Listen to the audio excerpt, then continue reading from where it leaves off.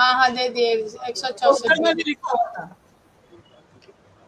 Okay, सभी उपस्थित लोगों को मेरा नमस्ते।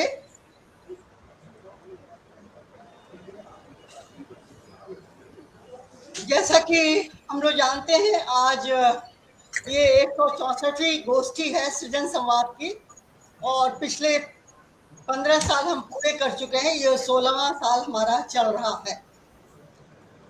आज की गोष्ठी विशेष है, कि मैं यहाँ पर स्वागत करने के लिए उपस्थित हूँ।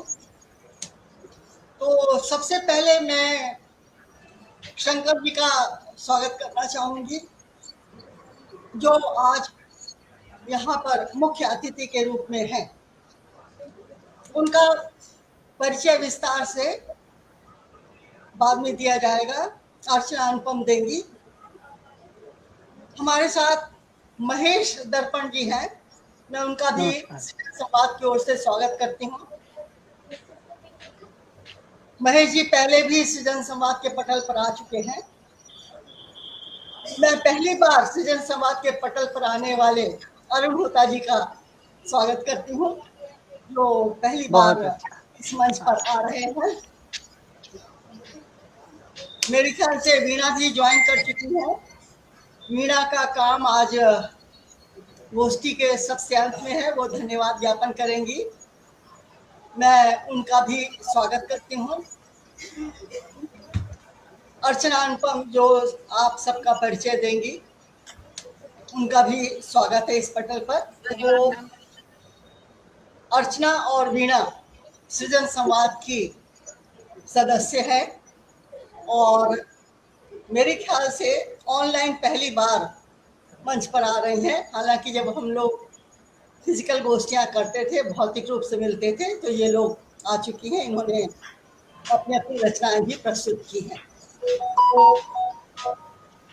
इन लोगों के साथ साथ मैं सृजन संवाद फेसबुक लाइव से जुड़े अपने सब साथियों का स्वागत करती हूँ। स्वागत है अनुराग रंजन का भी, जो आज स्ट्रीम यार्ड से जुड़ रहे थे और उन्होंने ये लिंक तैयार की है। पढ़ने के पीछे है, लेकिन उनकी महत्वपूर्ण भूमिका है। हम लोग जैसा कि मालूम है, हर महीने या तो सिनेमा पर या कलाओं पर अथवा साहित्य पर गोष्ठियां करते हैं, और शंकर जी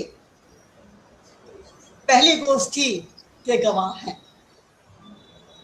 15 साल कुछ महीने पहले जब हमने जून की एक तपती दोपहरी में गोष्ठी की थी, तो उसमें जो लोग उपस्थित थे, जिन लोगों ने प्रारंभ किया गोष्ठी का, उनमें शंकर जी शामिल थे।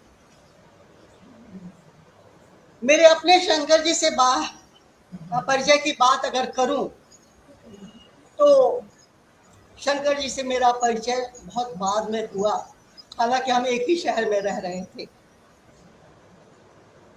उन दिनों मैं खूब किताबें खरीदा करती थी, हर शहर से खरीदती थी, नई किताबों की दुकान से भी और पुराने फुटपाथ पर बिकने वाली किताबों की दुकानों से भी पत्रिकाएं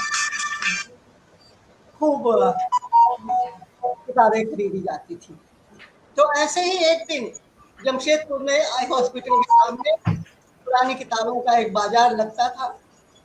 मैं वहां गई और वहां मुझे दो पत्रिकाएं, 2 या 3 प्रतियां मिली। अब पत्रिका की काफी मोटी पत्रिकाएं थी, और उन दिनों मोटी मोटी किताबों में और पत्रिकाओं में मेरी ज्यादा ही रुचि होती थी। आजकल तो पढ़ने की स्पीड भी कम हो गई है और पढ़ने की ऊर्जा भी शायद कम हो गई है, इसलिए पतली चीजें खोजती हूँ। और दूसरी बात है, ऑनलाइन में ही ज्यादा पढ़ती हूँ, किताबें भी ई बुक ज्यादा पढ़ती हूँ। तो मैं वो पत्रिकाएं खरीद लाई। सबसे पहले देखा कौन संपादक है, कहाँ से निकलती हैं। तो पता चला कि सासाराम से पत्रिका निकलती है, और 3 लोग मिलकर के निकाल रहे हैं। अभय जी, नर्मदेश्वर जी और शंकर जी का नाम उसमें था। मैंने कुछ कहानियां भी पढ़ी, मुझे पत्रिका अच्छी लगी, लेकिन उसके बाद मुझे पत्रिका फिर मिली नहीं। मुझे ये भी नहीं मालूम कि पत्रिका प्रकाशित हुई या नहीं। खैर, काफी दिनों के बाद मैं लिख पढ़ रही थी और राघव आलोक जो अब नहीं है हमारे बीच, वो मेरे यहाँ आया करते थे, उनसे भी साहित्य के चलते परिचय हो गया था। तो उनको मैं ऐसी बातचीत चल रही थी तो उन्होंने पूछा कि आप क्या लिख रही हैं। मैंने बताया मैं ये लिख रही, याद भी नहीं कि क्या लिख रही थी। तो उन्होंने कहा कि मैं सुनना चाहूँगा। मैंने उन्हें रचना सुनाई। बोले 1 मिनट रुकिए। और वो तुरंत अपनी गाड़ी लेके गए और थोड़ी देर में शंकर जी को लेके आ गए। मैं शंकर जी से पहली बार मिली और उन्होंने कहा, दस्तक उनकी पत्रिका थी, दस्तक में मैं जो कुछ भी प्रकाशित करता हूँ शंकर जी के सहमति से करता हूँ। दस्तक उनकी पत्रिका थी। तो मैंने संकोच के साथ एक बार फिर से शंकर जी के सामने भी रचना सुनाई और बाई चांस शंकर जी को पसंद आ गई और वो प्रकाशित भी हो गई। उसके बाद तो हमारा मिलने जुलने का, गोष्ठियों में मिलने जुलने का सिलसिला प्रारंभ हो गया। और जब बात आई परिकथा की शुरुआत करने की, तो उसकी गोष्ठियां कई बार हुई। एक आध गोष्ठी मेरे डाइनिंग रूम में भी हुई, मेरे डाइनिंग टेबल पर भी हुई। तो शुरुआत से ही परिकथा से मैं जुड़ी रही। लेकिन संपादक के रूप में वो इतनी लंबी पारी खेलेंगे, ये बात उस समय लोगों के गले नहीं उतर रही थी। कुछ लोगों ने तो मेरे ही डाइनिंग टेबल पर बैठ के एकदम हाथ पीते, खबरदार जो 1 साल से ज्यादा ये पत्रिका निकली, अगर ये पत्रिका 1 साल से ज्यादा निकल गई तो मेरा नाम बदल दीजिएगा। खैर, पत्रिका ने 100 से ऊपर अंक निकाल दिए हैं, बहुत सारे विशेषांक निकाले हैं। एक अंक मुझे विशेष रूप, वैसे तो कई अंक प्रमुख है मेरे पास, करीब सारे अंक हैं। मैं शुरू से ही लिखने में भी इस पर जुड़ी रही हूँ। और एक अंक खास तौर से याद है कि शंकर जी मित्रता किस तरह निभाते हैं। जब अभय जी गुजर गए, बाद में मुझे पता चला ये तीनों दोस्त थे जो मिल करके अब पत्रिका निकालते थे। जब अभय जी गुजर गए तो शंकर जी उनके ऊपर परिकथा का एक विशेषांक निकाला। एक मित्र के लिए, एक साहित्यकार के लिए, एक साहित्यकार की ओर से इससे बड़ी श्रद्धांजलि क्या हो सकती है। उसके बाद तो शंकर जी से बराबर मिलना जुलना, उनके घर मेरा जाना, क्योंकि उन दिनों इंटरनेट ही मिल नहीं थी, तो पत्रिका के लिए कुछ लिखती थी तो पहुंचाने जाना। एक बीच में शहर के सेंटर था, वहां मैं रखाती थी, वहां से उनको मिल जाती थी। इस तरह हमारा संपर्क चलता रहा। फिर वो दिल्ली शिफ्ट हो गए। उन्होंने किस परेशानियों के तहत परिकथा निकाली है, मैं उसकी थोड़ी बहुत गवाह रही हूँ। मैंने देखा है कि एक व्यक्ति का जुनून क्या कर सकता है। शंकर जी परिकथा जुनून के तहत निकाल रहे हैं। मैं एक बात शंकर जी के विषय में कहना चाहती थी, लेकिन तब तक पता नहीं था। मैं नहीं जानती थी कि वो बड़े कहानीकार भी हैं। मैं उन्हें संपादक ही बड़ा मान के बैठी हुई थी, क्योंकि परिकथा से ही ज्यादा परिचय था। लेकिन जैसे मैंने रविंद्र कानिया को और लीलाधर मंडलोई को संपादक बनने पर कहा था कि आप संपादक बनेंगे जो पूरा समय लेता है, तो आपका रचनात्मक कर्म बाधित हो जाएगा। जब मुझे पता चला कि शंकर जी कहानियां लिखते हैं, तो मैं इनसे भी यही कहना चाहती थी, हालांकि मैंने कहा नहीं। लेकिन आज ये देख करके खुशी होती है कि संपादन भी उन्होंने निरंतर किया और कहानियां भी लिखी। आज उन्हीं पर चर्चा करने के लिए हम लोग यहाँ पर उपस्थित हैं। महेश दर्पण जी से मेरा बहुत पुराना परिचय नहीं है, पढ़ती रही हूँ, अभी भी हम लोग कभी शायद मिले, लेकिन ऑनलाइन हम लोग मिले हैं, फोन पर बातचीत हुई है। बहुत ही अच्छे, बहुत अच्छे समालोचक हैं और जब भी किसी कार्यक्रम में जाते हैं बहुत तैयारी के साथ जाते हैं। तीसरे वक्ता आज हमारे यहाँ अरुण हुड्डा जी हैं। हिंदी साहित्य से रुचि रखने वाले सारे लोग उनको जानते हैं। मैं उनसे 1-2 बार मिली हूँ, ज़्यादा बातें तो हमारे बीच नहीं हुई हैं, लेकिन मैंने उनको पढ़ा है और शायद उन्होंने भी उसको पढ़ा है, 1-2 बार मुझ पर लिखा भी है। लेकिन एक बात के लिए मैं एक बार फिर से उनका धन्यवाद करना चाहती हूँ।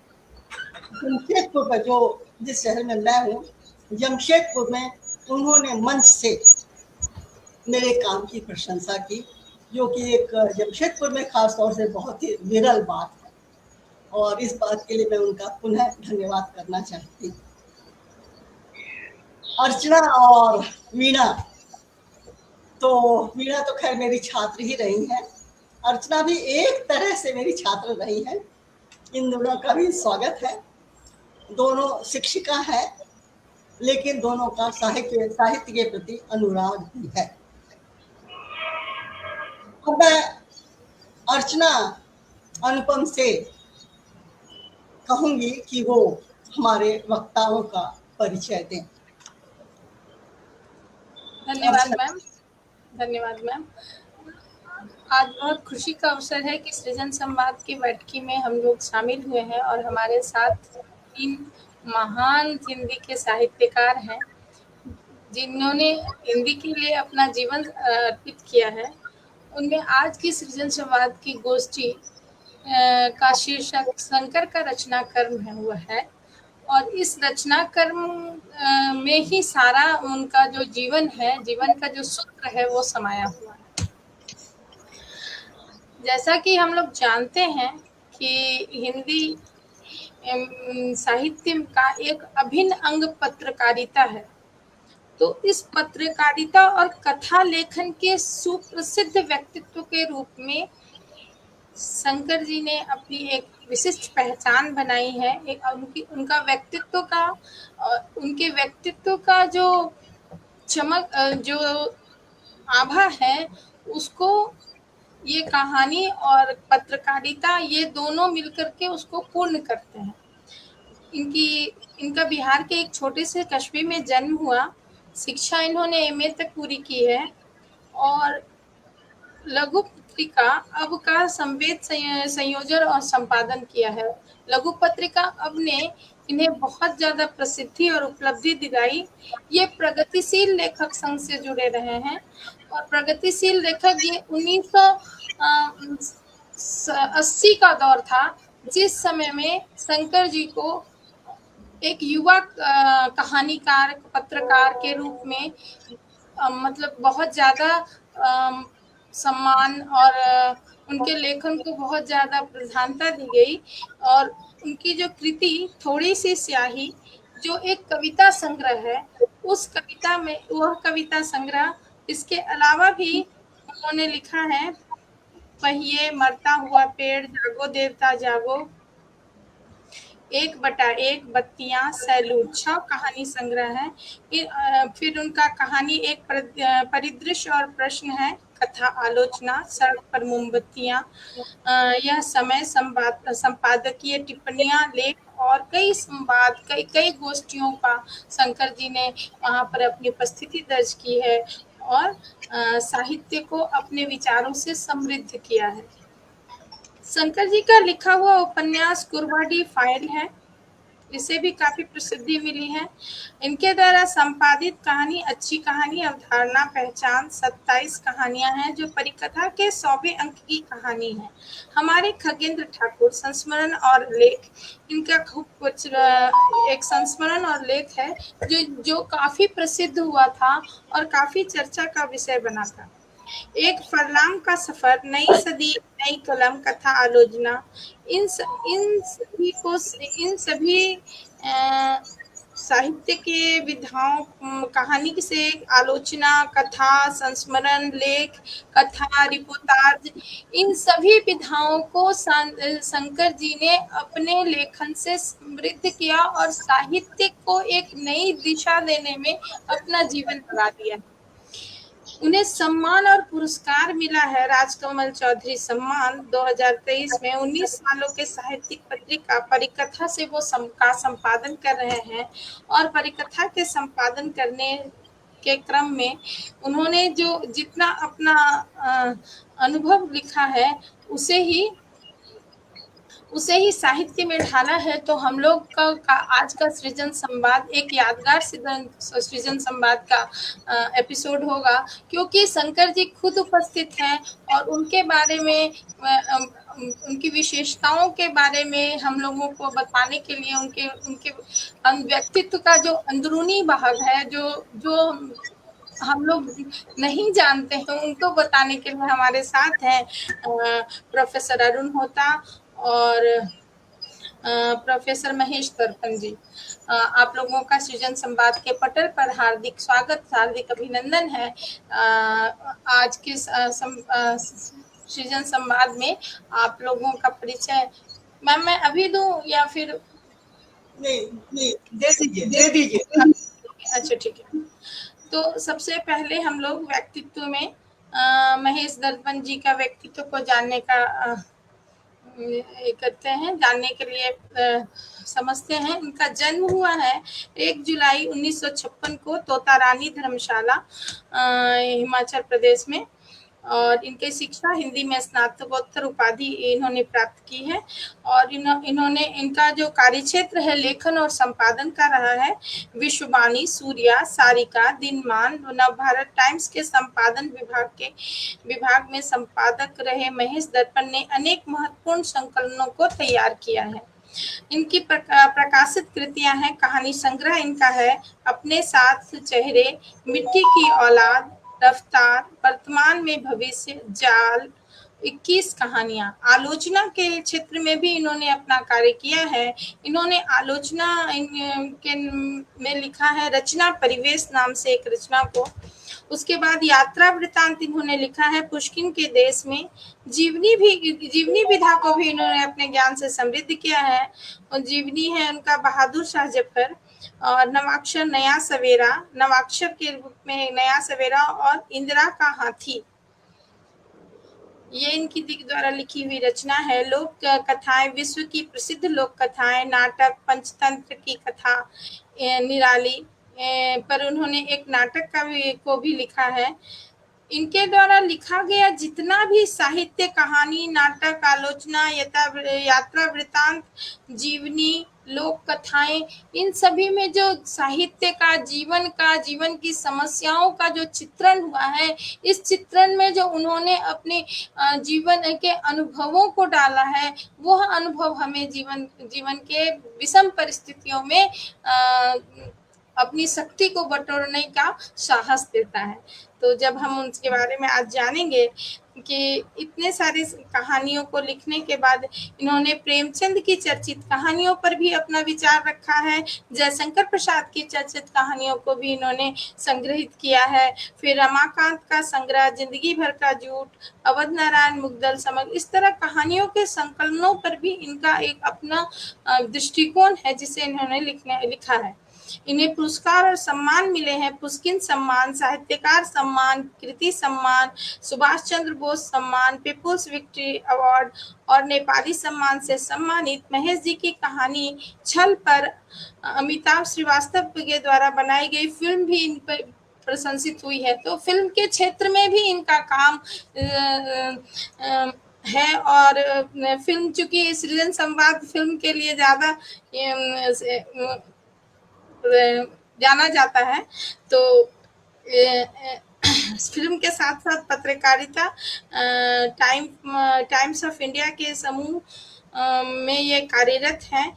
और इनका जो व्यक्तित्व है इसके बारे में विशेष गहराई से आज हम लोग सृजन संवाद में जानेंगे और उनसे सीखेंगे। धन्यवाद। ये मैंने महेश जी का ये किया है। और फिर अरुण होता सर के बारे में भी मुझे बताना है। अरुण होता सर का बहुत बहुत स्वागत है।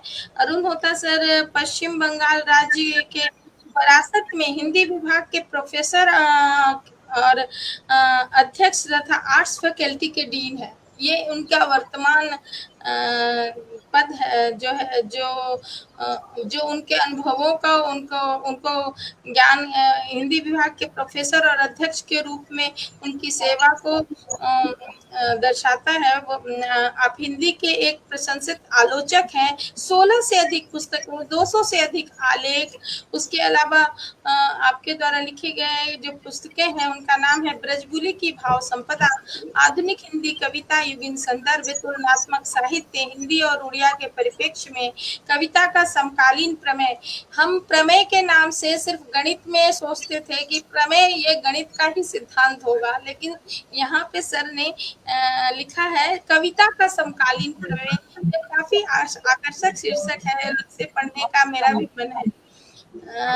भूमंडलीकरण, बाजार और समकालीन कहानी आदि साहित्यिक क्षेत्रों में ये बहुत प्रभावशाली रही हैं। उड़िया से लेकर प्रभावशाली रही हैं इनकी कहानियां। उड़िया से लेकर हिंदी का अनुवाद भी प्रोफेसर होता ने किया है। उड़िया जो कि जनता के एक किसी विशेष क्षेत्र की भाषा है, उस विशेष क्षेत्र की भाषा को लेकर के हिंदी में बताना ताकि वो सर्वजन को सुलभ हो सके, सबको समझ में आए, यह काम बहुत प्रशंसनीय है। क्योंकि अनुवाद सिर्फ एक रचना का होता है, लेकिन कई साहित्य के अध्येताओं को वो ज्ञान से समृद्ध करता है। आलोचना के लिए साहित्य अकादमी भोपाल द्वारा अखिल भारतीय रामचंद्र शुक्ल आलोचना पुरस्कार इन्हें मिला है। प्रथम गोपाल राय स्मृति सम्मान नई दिल्ली में, लम्ही सम्मान लखनऊ में, स्पंदन का आलोचना सम्मान भोपाल में, और अनुवाद के लिए फकीर मोहन सेनापति अनुवाद सम्मान आदि से इन्हें सम्मानित किया जा चुका है। प्रोफेसर होता अपने विश्वविद्यालय के आंतरिक गुणवत्ता आश्वासन प्रकोष्ठ के निर्देशक, नेकपियर टीम के चेयरपर्सन, सदस्य सचिव, विश्वविद्यालय के कार्यकारी परिषद और विश्वविद्यालय कोर्ट के सदस्य, 3 दर्जन से अधिक विश्वविद्यालयों की चयन समिति के विशेषज्ञ, केंद्रीय हिंदी निदेशालय, नई दिल्ली, केंद्रीय हिंदी संस्थान, आगरा राजभाषा विद्यालय, गृह मंत्रालय, भारत सरकार आदि की विभिन्न योजनाओं से जुड़े होने के साथ साथ कई अन्य अकादमिक प्रशासनिक जिम्मेदारियों के निर्वहन का इनको अनुभव है और इनकी दर्जन से अधिक शोधार्थियों को पीएचडी की उपाधि प्राप्त हो चुकी है। पीएचडी की उपाधि के लिए दर्जनों शोधार्थियों ने इनके साहित्य पर शोध किया है। ये काफी ये जान करके काफी खुशी हुई कि ये अलग एक दृष्टिकोण मिलता है पीएचडी होने के बाद में। उसमें बहुत सारा काम करने के लिए होगा, तो उसको जानना काफी रोचक होगा। विशेषज्ञ के रूप में साहित्य अकादमी, बीपीएससी, जेपीएससी, यूपीएससी तथा भारत के संविधान द्वारा गठित प्रतिष्ठित सेवा आयोगों में कार्यानुभव इन्हें प्राप्त है। वर्तमान में सर जो पश्चिम बंगाल में कार्यरत हैं बरासत में, तो वहाँ पर इतनी सारी उपलब्धियां की हैं। पश्चिम बंगाल का वह विश्वविद्यालय कितना संपन्न है और कितना आदर्श विद्यार्थियों को इन्होंने तैयार किया है। उनके मन में इनके लिए प्रति अपार श्रद्धा होगी और उसके साथ साथ ये सब पढ़कर मेरे मन में भी बहुत श्रद्धा है और उनके बारे में जानने की उत्सुकता है। तो आज हम लोग जानेंगे मैम सर और सारे शंकर सर के साथ साथ सभी के बारे में, सभी के विचारों के बारे में। तो इसके लिए मैं मैम को आगे बढ़ाती हूँ, प्रोग्राम को आगे बढ़ाने का ये मैम को दे रही हूँ, भार दे रही हूँ। धन्यवाद अर्चना, आपने बहुत का परिचय दिया। जी सर, धन्यवाद। महेश जी के बोलने से पहले, वो हमारे पहले संवादी होंगे, मैं शंकर जी से एक प्रश्न पूछना चाहती हूँ क्योंकि मैं समझती हूँ इसमें बहुत लोगों की रुचि होगी। आपका बचपन कैसा बीता और आप लेखन और संपादन की ओर कैसे मुड़ गए, प्लीज हमें संक्षेप में बताइए। जी, मैं बहुत एक निम्न मध्य वर्गीय परिवार से आता हूँ। मेरे पिताजी कचहरी में क्लर्क थे, तो परिवार में तंगहाली और तकलीफें रहती थी उनके। हम और मेरा परिवार बड़ा था, हम 7 भाई और 2 बहनें, लेकिन ये एक दृढ़ संकल्प था कि पढ़ना सबको है। तो मेरे सभी भाई बहनों ने बहुत पढ़ाई की और स्कूल में पढ़ते पढ़ते, जैसा कि अधिकांश रचनाकारों के साथ होता है, मैं पढ़ाकू कुछ ज़्यादा था और दूसरे छात्रों की बनस्पत। लाइब्रेरी से किताबें लेता था। मुझे कुछ पैसे मिलते थे उपहार में तो मैं उनको मिठाई उठाई नहीं खाता था, जाकर किताब की दुकानों पर खोजता था कि उस मूल्य में क्या कौन सी किताब मिलेगी, मैं किताब खरीद के लाता था। इसका इसका शायद इसी का परिणाम हुआ कि मैं कविताएं लिखने लगा। और जैसा कि हर रचनाकार के साथ होता है, रचना यात्रा की शुरुआत कविताओं से होती है। मेरी भी रचना यात्रा की शुरुआत कविताओं से हुई। ये लगभग बीए बीए ऑनर्स तक चला। लेकिन उसके बाद में जब मैं एमए में पढ़ने गया यूनिवर्सिटी में, तो वहाँ का माहौल कुछ अलग था। वे दिन थे जब बिहार छात्र आंदोलन के दौर में था और कांग्रेस की के बी सहाय की सरकार गिर चुकी थी और देश में कई जगहों पर कोलिशन सरकारें आई थी। तो उस समय बिहार की यूनिवर्सिटी में खासकर एक चेतना और प्रबुद्धता का स्तर बहुत ऊंचा था। मैं एमए में गया तो मैंने महसूस किया, बहुत सारी चीज़ों को सोचना शुरू किया। बहुत जागरूक छात्रों की संगत मिली, पढ़ने का सिलसिला शुरू हुआ और मैंने सामाजिक व्यवस्था के सवालों को समझना शुरू किया कि सामाजिक व्यवस्था के क्या सवाल हो सकते हैं। इस प्रक्रिया में कुछ राजनीतिक विचारधाराओं का भी अध्ययन किया मैंने। और इसी दौरान एक बोध पैदा यह हुआ कि बहुत कुछ कथा साहित्य से कहा जा सकता है। कविता में संवेदना होती है, कहानी में भी संवेदना का पक्ष होता है, लेकिन कहानी में जो विजुअलिटी का पक्ष होता है वह उसको ज़्यादा बड़ा पाठक वर्ग उपलब्ध कराता है। तो मुझे लगा कि अब कविता तो थोड़ी थोड़ी लिखी जाए, कहानियों की ओर मुड़ा जाए। मैं कहानियों की ओर मुड़ गया। 1972 में मेरी पहली कहानी छपी। उस समय पटना से एक पत्रिका निकलती थी ज्योत्सना, उसमें मेरी एक कहानी छपी, पूरी मौत। तो 73 में हम कई साथियों ने ये तय किया, उस समय देश लघु पत्रिकाओं के आंदोलन के दौर में था। कस्बे कस्बे से, शहर शहर से लघु पत्रिकाएं निकल रही थी। 73 में हम लोगों ने एक लघु पत्रिका शुरू की, अब जिसका जिक्र आप साथियों ने किया है।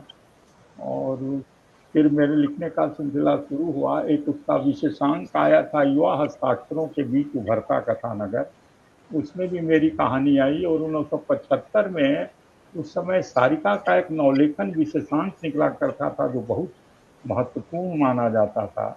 तो जुलाई 75 में मेरी कहानी दुर्घटना आई। इस तरह कहानी लिखने का सिलसिला शुरू हुआ और साथ साथ पत्रिका भी हम लोग अब निकाल रहे थे। 7-8-9 अंकों तक तो वह पत्रिका पहचान बनाने में लगी रही, लेकिन 10वें अंक से वो देश स्तर पर पत्रिका पहचाने जाने लगी। देश स्तर से लोग उससे जुड़ने लगे। हम लोगों ने उसका आकार भी किताब साइज की बजाय एक बड़ा साइज कर दिया। वह पत्रिका देश भर में जानी गई, देश भर के लोगों ने इस पत्रिका में लिखा। और इस तरह लेखन का दौर रहा, पत्रिका निकालने का भी चलता रहा। ले देकर साहित्य में जूझते रहने का, सक्रिय रहने का एक दौर शुरू हुआ। मैं चूंकि प्रगतिशील लेखक संघ से जुड़ गया 1975 में ही, तो उसके सम्मेलनों में, उसकी गोष्ठियों में, राष्ट्रीय सम्मेलनों में आना जा रहा था। सेमिनारों में बहुत कुछ, तो वैचारिक परिपक्वता धीरे धीरे आती गई, जो मेरे लेखन में भी परिलक्षित होने लगी। और लिखते लिखते मैं आगे बढ़ता गया। 2006 में अब पत्रिका 25 अंक निकली और मुझे लगता है वो साल शायद वर्ष 1993 रहा होगा।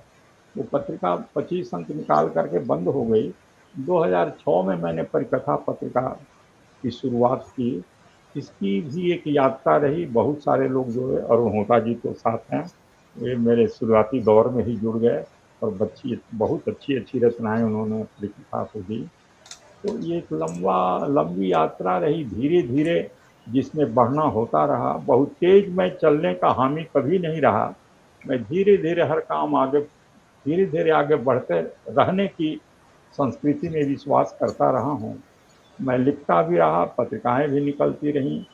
अब लगभग मैं 65 कहानियाँ मैंने लिखी हैं, 8 संग्रह हैं मेरे, एक उपन्यास भी है, कई दूसरी किताबें हैं जिसका परिचय भी दिया गया, संपादकीय टिप्पणियों की, लेखों की। कहानी पर भी आलोचनात्मक लेख लिखे मैंने। तो यह यात्रा चल रही है, अब जहाँ तक चलेगी यह चलेगी। अब इसके अलावे तो जीवन में कोई दूसरा लक्ष्य या काम दिख नहीं रहा है। अब यह जब तक जीवन है तब तक यह यात्रा चलेगी। सभी साथियों को मेरा नमस्कार। Very good, very good. अब मैं मंच सौंपती हूँ महेश जी को, और वो अपने विचार शंकर जी के रचना कर्म पर रखें। मैं मित्रों के साथ ये साझा करते हुए बहुत खुशी महसूस कर रहा हूँ कि शंकर जी से मेरी मुलाकात तो बहुत समय बाद में हुई, लेकिन मैं उनकी रचनाएं बहुत पहले से पढ़ता चला आ रहा था। एक दौर था जब सारिका में 3 कथाकारों की कहानियां प्रकाशित एक साथ आया करती थी। ये कथाकार थे शंकर, अभय और नर्मदेश्वर। तीनों कहानियां खूबसूरत टाइप की हुई, साफ सुथरा उनमें संपादन और अलग अलग विषय, अलग अलग कहन। तीनों कहानियां प्रायः हर बार स्वीकृत होती और ये पाया जाता कि बिहार से आने वाले इन 3 कथाकारों ने अपनी एक अलग छाप छोड़ी है। चूंकि यहाँ कहानियों पर आज अरुण होता जी बात करेंगे शंकर जी की, और मैं चाहता हूं कि उनके जो दूसरे पक्ष हैं, यद्यपि कहानी पर बात करना मेरे लिए बड़ी खुशी की बात होती, लेकिन फिर भी जिस कथाकार को हम 4.5 दशक से पढ़ते चले आ रहे हों, उसके दूसरे पक्षों को अनदेखा कर दिया जाए, ये भी तो ठीक नहीं। मैंने ये पाया कि शंकर जी से मुलाकात होने या न होने से किसी को कोई फर्क नहीं पड़ता, शंकर जी को भी नहीं पड़ता, क्योंकि वो महत्व देते हैं हमेशा सरोकारों को, सक्रियता को और प्रतिबद्धता को। मैंने ये देखा कि जब जब शंकर जी ने कोई बड़ा काम करना अपनी पत्रिका में चाहा, तो बड़े प्रजातांत्रिक तरीके से मित्रों के साथ उन्होंने सलाह मशविरा किया। यहाँ तक कि कोई नई कहानी लिखी जाने की प्रक्रिया में भी वो अक्सर बातें करते हैं। ये एक खो गई परंपरा है जो पहले हमारे यहाँ बहुत गहरी जड़ें लिए हुई थी। लोग कहानियां लिखते थे, एक दूसरे को छपने से पहले सुनाते या पढ़वाते थे, उनकी राय लेते थे और उसके बाद उस कहानी को एक मुकम्मल रूप दिया करते थे। जैसा कि अभी शंकर जी ने अपने वक्तव्य में कहा कि वो बहुत तेज रफ्तार से चलने के आदी नहीं हैं, ये बात बिल्कुल सही है। आप कभी उनका लिखा कुछ भी पढ़ें, वो रिपोर्टाज हो, वो संपादकीय हो, वो कोई आलोचनात्मक लेख हो, वो उनका साक्षात्कार हो या कहानी पर बात हो, आप ये पाएंगे कि शंकर एक बहुत सुलझे, बहुत ही सुचिंतित रूप से सोच समझकर बोलने वाले लोगों में से हैं, और वो ये जानते हैं कि मौजूदा समय में हमारे बड़े संकट क्या हैं और उनसे 2-4 हम कैसे हो सकते हैं। आप देखिए कि जिस अब कहानी पत्रिका की बात हो रही थी, उस अब ने अपने समय में प्रगतिशील पत्रिका आंदोलन में एक बड़ी भूमिका निभाई, और खुद मैं शंकर जी को लघु पत्रिका आंदोलन के एक समर्थ योद्धा के रूप में देखता हूँ।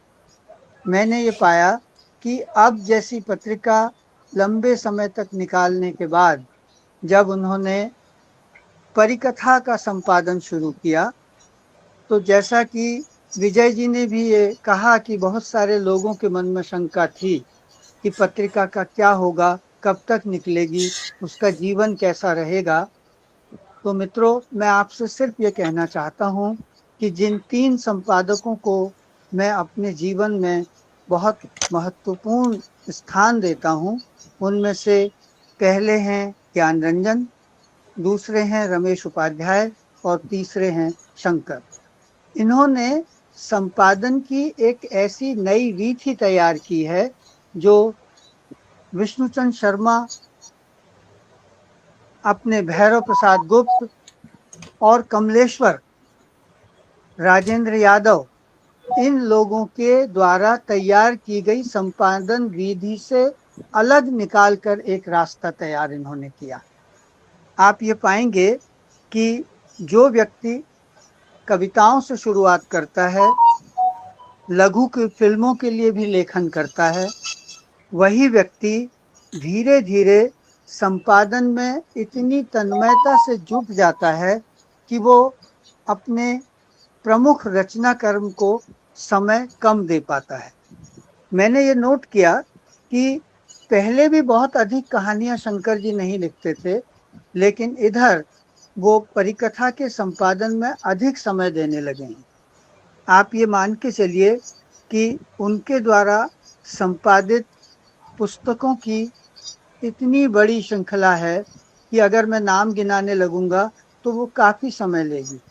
फिर भी ये बताना बहुत जरूरी है कि कहानी, परिदृश्य और प्रश्न, और अच्छी कहानी, अवधारणा और पहचान, ये दो किताबें ऐसी हैं जो हिंदी के स्वातंत्र्योत्तर कहानी के इतिहास में अलग तरीके से देखी, पहचानी और उन पर बातचीत की जाने की जरूरत है।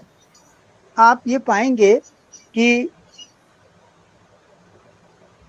जिन कहानियों को अपने संपादन में, परिकथा में संपादित करते हैं शंकर जी, वो ये चाहते हैं कि उनकी चर्चा भी हो। वो कहानियां जाहिर है सब उनकी तो होती नहीं, लेकिन दूसरों की कहानियों पर चर्चा करवाने की जो एक ईमानदार नीयत होती है, जो एक बड़े संपादक की पहचान होती है, वो मुझे शंकर जी में नजर आई। इसका सबसे बड़ा उदाहरण है 27 कहानियां। वो बड़ी बड़ी योजनाएं बनाते हैं जिसमें उन लेखकों को शामिल करना चाहते हैं जो लेखक आज की बाजारवादी सभ्यता के चलते साहित्य की उस धारा से अलग मान लिए गए हैं, जिन पर चर्चा करना जरूरी नहीं होता। आप पाएंगे कि उनके संपादक मंडल में आपको ऐसे लोग मिलेंगे जिन्हें कभी अपने नाम की कोई परवाह नहीं रही। वो चुन चुन कर ऐसे लोगों को अपने संपादक मंडल में शामिल करते हैं जो कुछ अलग उनकी पत्रिका को दे सकें। मुझे याद आता है कि कमलेश्वर जी के सारिका में एक कॉलम छपा करता था, एक फरलांग का सफरनामा, और उसके बाद परिकथा में शंकर जी ने प्रारंभ किया एक फरलांग का सफर। आप देखिए कि ये जो एक फरलांग का सफर है, इसमें कितने लोगों से उन्होंने लिखवाया। रिपोर्टाज की एक अलग शक्ल उस किताब में नजर आती है जो इन्होंने एक फरलांग का सफर में 26 रिपोर्टाजों को संपादित करके दी है। आप ये पाएंगे कि इसमें अंतिम रिपोर्टाज उन्होंने अपना रखा है, शून्यपन में सरगर्मियां, सूरज कुंड रोड। सूरज कुंड रोड का पूरा इतिहास, उसमें घूमते हुए जैसे कैमरे के साथ आपकी नजर दौड़ रही हो, उसका विकास, बाजार की उस पर नजर, साधनहीन लोगों की बस्तियां उजड़ जाने का दर्द, सब कुछ इस तरह से आता है जैसे कि आप एक बस्ती के साथ साथ एक बड़े समूह के दर्द और दुख की पहचान कर रहे हैं। अलग अलग जगहों पर लिखे गए ये 26 रिपोर्टाज हमें बहुत कुछ देते हैं, लेकिन सच बात यह है कि आखिर रिपोर्टाज होता क्या है। आपको याद होगा कि एक समय सारिका में शहर के भीतर उभरता एक और शहर रिपोर्टाज श्रृंखला प्रारंभ हुई थी, जिसका पहला रिपोर्टाज रमेश बत्रा ने लिखा था। जब मैं सूरज कुंड पर लिखा हुआ शंकर जी का रिपोर्टाज पढ़ रहा था तो मुझे दिल्ली पर लिखा हुआ रमेश बत्रा का रिपोर्टाज याद आ रहा था। एक अच्छे लेखक की ये पहचान होती है कि वह अपने किसी भी विधा में लिखे गए लेखन से पाठकों के साथ अपना एक रिश्ता बनाता है। और आप जानते हैं कि एक संपादक पाठकों के साथ अपना सबसे बड़ा रिश्ता कैसे बनाता है। पाठकों के साथ संपादक का सबसे बड़ा रिश्ता बनता है संपादकियों से, सामयिक लेखों से और ऐसी ज़रूरी टिप्पणियों से जो समय समय पर वो कई जगह पर करता है। आप देखेंगे कि सड़क पर मोमबत्तियाँ शंकर जी की एक ऐसी पुस्तक है जिसमें आलेख हैं, टिप्पणियाँ हैं और संपादकीय। इन संपादकियों में आप पाएंगे कि उनके समय की धड़कन मौजूद है।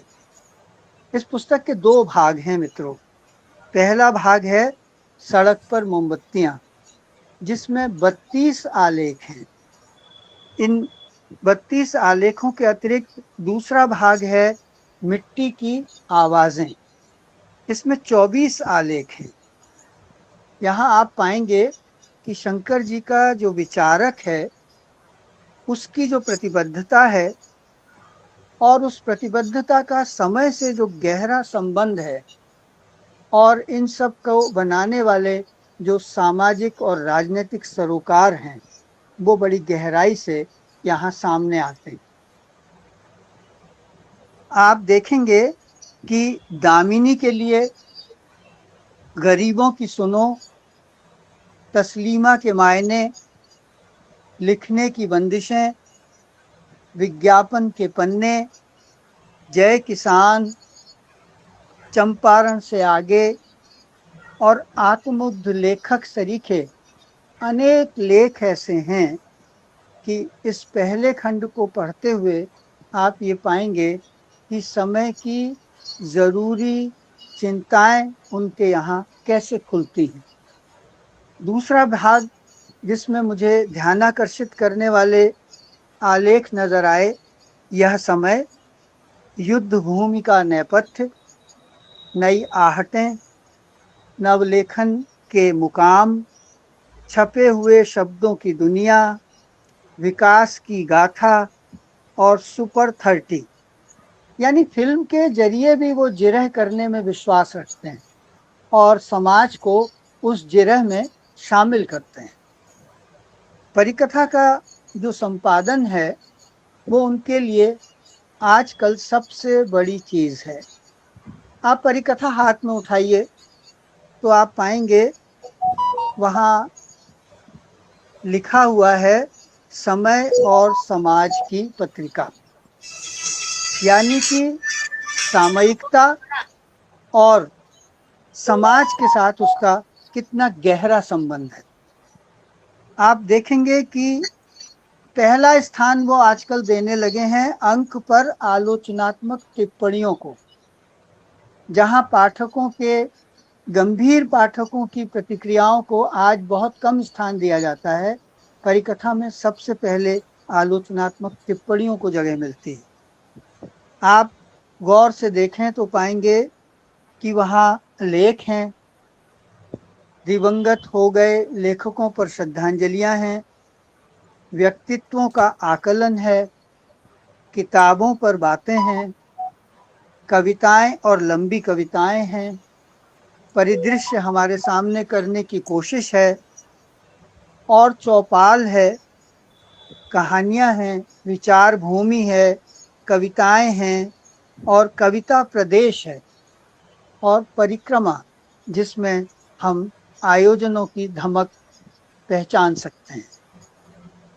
मैंने पिछले दिनों प्रकाशित उल्लेखनीय लेखों में हिंदी उर्दू के रिश्तों पर एक नज़र, जानकी प्रसाद शर्मा उपन्यासकारों से बातचीत के क्रम में अनेक उपन्यासकारों से की गई बातचीत और नर्मदेश्वर द्वारा ग्रामीण परिवेश पर कहानी चौपाल स्तंभ में जो दी जा रही है वो अपने आप में एक बहुत ज़रूरी काम है। लगभग 200 पृष्ठों का हर अंक एक समृद्ध अंक होता है, एक किताब के बराबर। मैंने पिछले दिनों पाया कि क्या कबीर वास्तव में निरक्षर थे। अजय सिंह गंगवार का लेख बहुत महत्वपूर्ण लेख है। अनेक उत्कृष्ट कहानियां मैंने इन दिनों देखी, जिनमें जन मरीचिका राजेंद्र लहरिया, भटकन नूर जहीर, दहशत प्रगति गुप्ता, ये फुटपाथ के लोग महावीर राजी, बेरंग चिट्ठी रामचंद्र, गलत ट्रेन वंदना मुकेश, जोंक आलोक कुमार सतपुते, और कविताओं में इधर मैंने नरेंद्र पुंडरीक, पवन माथुर, माया गोला, भरत प्रसाद, स्वप्निल श्रीवास्तव और शहंशाह आलम की कविताएं पढ़ी। ये बड़ी अच्छी बात है कि समय समय पर शंकर जी दूसरी भाषाओं से अनुदित कृतियों को भी परिकथा में स्थान देते हैं। आप देखेंगे कि समय के साथ आगे बढ़ना तो आज सब जानते हैं, लेकिन अपनी परंपरा को पहचानने की कोशिश, दिवंगत हो गए लोगों को याद रखने की कोशिश शंकर जी बराबर करते हैं। नामवरीय आलोचना की प्रासंगिकता शिवचंद प्रसाद, संदर्भ नामवर सिंह धनेश दत्त पांडे, हिंदी दलित कविता प्रेम कुमार तिवारी, फिलिस्तीन सिर्फ देश का नाम नहीं आदित्य विक्रम सिंह, झारखंड की समकालीन कविता पवन कुमार पांडे, अवधेश प्रीत पर हरीश राय का लेख, ज्ञान रंजन पर स्मृति शुक्ल का लेख। आप इस पत्रिका को पलटते हुए ये पाएंगे कि शंकर जी कितनी सुचिंतित संपादकीय कुशलता के साथ यह पत्रिका निकालते हैं। मैंने यह भी पाया है कि शंकर जी समय समय पर अनेक महत्वपूर्ण आयोजनों में शिरकत भी करते हैं। दिल्ली में जब कथा कहन योजना का प्रारंभ हुआ तो उसमें न सिर्फ उन्होंने कहानी पढ़ी, बल्कि लगभग जितने लोगों ने अलग अलग जगहों और समयों पर कहानियां पढ़ी, उन्हें सुनने के लिए शंकर जी मौजूद थे। उन्होंने वहां अपनी विस्तृत, सुचिंतित और गंभीर आलोचनात्मक टिप्पणियां की, जिनसे निश्चित ही उन कहानीकारों को बल मिला होगा। मैं ऐसे संपादक, ऐसे लेखक और अपने कवि को भुला देने वाले कवि से मिलकर आज बहुत खुश हूं, और मैं ये चाहता हूं कि शंकर जी पर गंभीर, लंबी और अधिक समय लेकर की जाने वाली बातचीत की जरूरत है, ताकि हम अपने समय के एक बड़े संपादक, कथाकार, कवि और चिंतक को पहचान सकें। धन्यवाद। बहुत बहुत धन्यवाद महेश जी, आपने बहुत सुंदर ढंग से शंकर जी के व्यक्तित्व और रचनात्मक कर्म को हम सबके सामने प्रस्तुत किया। आप इतनी तैयारी के साथ आते हैं कि मुझे कभी कभी आपसे ईर्ष्या होने लगती है कि कहाँ से आप इतना टाइम निकाल पाते हैं तैयारी करने के लिए, लेकिन मुझे बहुत अच्छा लगता है। मुझे ये कहते हुए खुशी हो रही है कि सृजन संवाद कभी कभी इतिहास रच डालता है। जहाँ तक मुझे मालूम है, महेश जी की ऑनलाइन कार्यक्रम की शुरुआत भी यहीं से हुई थी, और शंकर जी जो व्हाट्सएप तक यूज नहीं करते हैं, ईमेल नहीं खोलते हैं, उनको भी सृजन संवाद ऑनलाइन मंच पर ले आया है। ये सृजन संवाद के लिए खुशी और गर्व की बात है। मैं चाहूंगी कि हमारे अगले संवादी अरुण होता जी शंकर जी की कहानियों पर अपनी बात रखें, जैसा कि पहले ही इंगित किया गया है। अरुण होता जी प्लीज। नमस्कार विजय शर्मा जी, डॉक्टर विजय शर्मा जी। आदरणीय शंकर सर के रचनाक्रम पर आज हम लोग बात करने जा रहे हैं, और बहुत अच्छे आगाज की महेश दर्पण सर ने उनके विचारक और उनके संपादक पक्ष को लेकर मुझे बड़ी खुशी हो रही है कि आज हम सृजन संवाद के इस आभासी मंच पर जुड़े हैं। इसके बारे में मुझे बताया तो गया था, पर पहली बार मिलकर बहुत अच्छा लग रहा है, और ख़ास तौर पर महेश दर्पण जी को सुनने के बाद लग रहा है कि नहीं, एक आज एक उपलब्धि है। परिचय देने वाली श्रीमती अर्चना अनुपम जी, महेश दर्पण सर, और धन्यवाद ज्ञापन करने वाली वीणा कुमारी। इस आभासी मंच से जुड़े तमाम श्रोताओं में से मैं नाम लेना चाहूँगा प्रज्ञा रोहिणी जी का, जिन्होंने कि हमने हमारे समय में बहुत ही अच्छी रचनाशीलता की है और सतत रचनारत हैं। दरअसल जैसे कि सर ने कहा, शंकर सर ने कहा, शुरुआती दिनों में हम परिकथा से जुड़े, और मैं बार बार एक चीज कहता हूं कि परिकथा से जुड़ने के पहले हम लिखते तो थे, लेकिन मैं शुक्रगुजार हूं शंकर सर का कि उन्होंने मेरे जैसे को एक पहचान दिलाई। मैं परिकथा में लिखे गए तमाम लेखों की जो योजना बनती थी और उन्हें जिस रूप में देता था, उन्होंने उन्हें हूबहू जिस ढंग से प्रकाशित किया, तो उससे मेरे जैसे तमाम रचनाकारों को एक नई ऊर्जा मिली। शंकर जी की कहानियों में जाने के पहले एक आध और छूट लेना चाहता हूं। उन्होंने एक पीढ़ी तैयार की, और कथा पीढ़ी हम कह सकते हैं, आलोचक पीढ़ी हम कह सकते हैं, और यहाँ तक कि कविताओं की पीढ़ी भी उन्होंने तैयार करने में अपनी बड़ी भूमिका अदा की। दूर दराज किसी गांव में, भारत के किसी कोने में जो रचना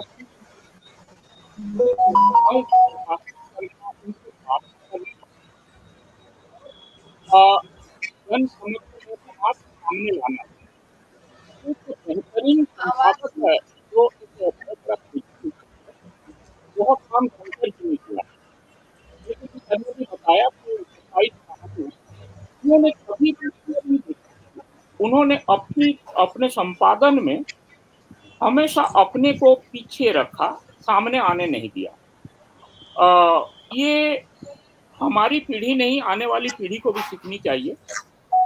और एक बात और है, मैंने भी शंकर सर से कभी अभी तक मुलाकात नहीं की है, लेकिन ऐसा नहीं लगता है कि हम उनसे मिले नहीं हैं। लंबी बातचीत होती है, और उनसे मतलब बतिया के, यूं कही के बातचीत करके, चर्चा करके बहुत कुछ हम सीखते हैं। जैसे ही विजय जी का यह प्रस्ताव आया कि शंकर जी पर यह होने वाला है, तो मैंने सोचा कि जरूर ये मेरे लिए अच्छी बात है, क्योंकि जब कभी भी शंकर जी से चाहे जगो देवता जगो 1/1 बत्तियां या अन्य संग्रहों पर कोई बात या किसी कहानी, या फिर चाहे वह संपादन लेख का जो दौर यह है, यह समय जिसमें उनके लेख हैं, साक्षात्कार हैं और कुछ संपादकीय हैं, जब कभी भी हमारी बातचीत उनकी किसी कहानी को लेकर होती थी तो वो प्रसंग बदल देते थे। यानी आत्ममुग्धता से भरे हुए इस समाज में जब हम इस तरह का व्यक्तित्व पाते हैं, तो सचमुच लगता है कि हमें क्या सीखना चाहिए, हमें क्या करना चाहिए। पर मैंने उनकी कहानियां पढ़ी हैं, कई कहानियां पढ़ी हैं। मैं दावा नहीं कर सकता हूं कि सभी कहानियां पढ़ी हैं, लेकिन जिन कहानियों को पढ़ने के बाद मेरे मन में एक जो विचार आए हैं, उन विचार मतलब जो मैं सोचता हूँ शंकर जी की कहानियों पर, उन्हें सिलसिलेवार रूप में कुछ कह के मैं चाहूंगा कि उनका जो पहला उपन्यास है, जो या अब तक का प्रथम उपन्यास है, उस पर भी थोड़ी सी बात करूं, कुर्बाडी फाइल पर। शंकर जी की ये जो रचनाशीलता है लगभग 55-56 साल तक व्याप्त है, यानी पिछले 55-56 साल से उनकी रचनाशीलता जारी है। और जैसे कि महेश सर ने कहा कि लंबी बातचीत होनी चाहिए, और तो जाहिर सी बात है कि इस आभासी मंच में सारी बातें तो नहीं आ सकती हैं, लेकिन कुछ मुद्दों को मैं यहाँ आपके सामने रखना चाहूंगा। चाहे ज्ञानरंजन हो, चाहे मधुरेश हो, खगेंद्र जी हों, पुरुषोत्तम अग्रवाल हों, यहाँ तक कि हमारे समय के महत्वपूर्ण कथाकार हरियस राय जी हों या प्रज्ञा हों, या मेरे मित्र अरुण कुमार हों। अरुण होता और अरुण कुमार के लेख लगभग एक साथ आया करते थे, और कुछ लोग अरुण कुमार के लिए मेरे पास फोन करते थे। बहरहाल वो दूसरा प्रसंग है।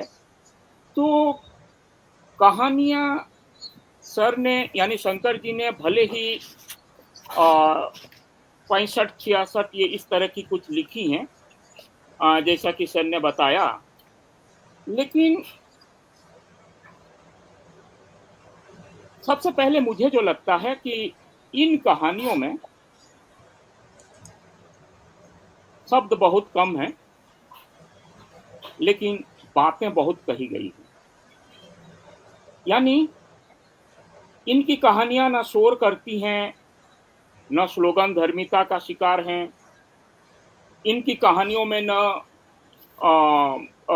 हम कोई रचना कौशल के आधार पर लिखी गई कहानियां प्रतीत होती हैं, या इनकी कहानियों में न कोई दिखावा है, बल्कि इनकी कहानियों से गुजरने का मतलब है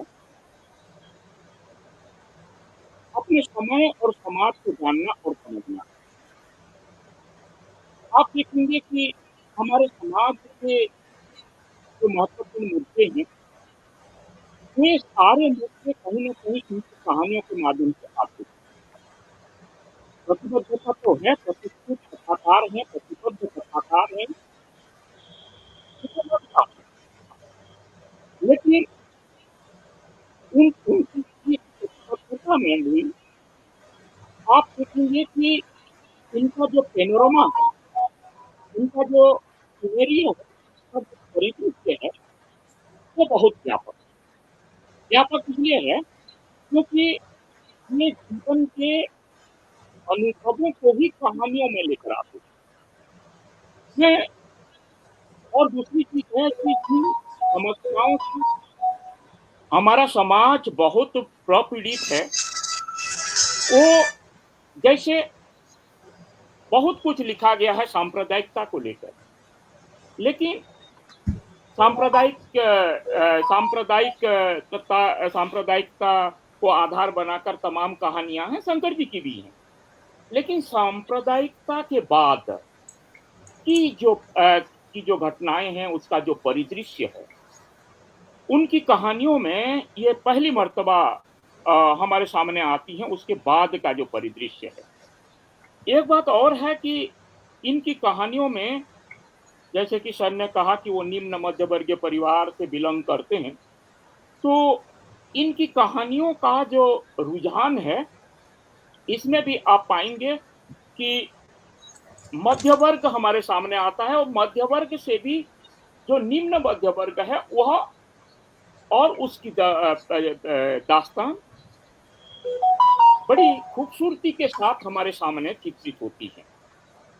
रचनाकार ने एक और बात की है, ये जो सौहार्द की बात है, इनकी अधिकांश कहानियों में आप देखेंगे कि जो मुस्लिम कैरेक्टर्स हैं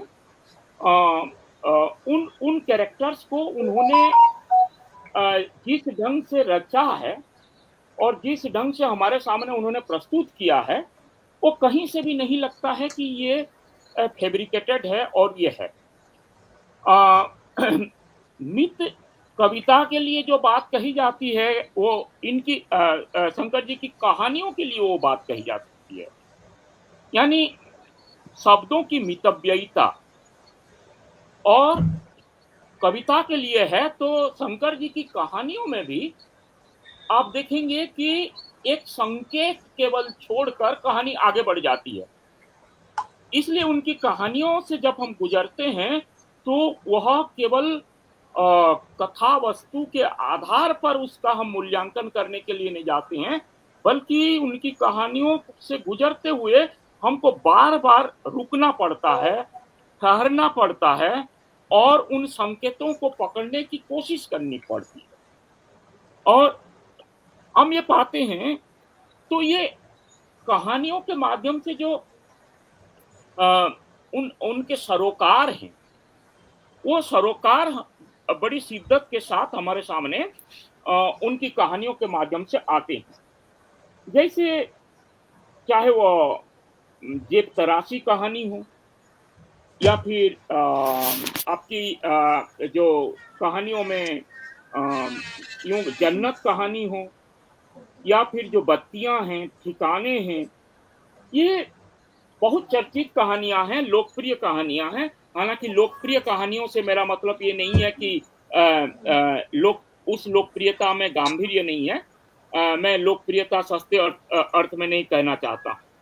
तो अपनी कहानियों के माध्यम से एक कहानी जिसकी चर्चा अक्सर नहीं होती है, वो वहां पर मैंने देखा, और उस कहानी का शीर्षक है मरता हुआ पेड़।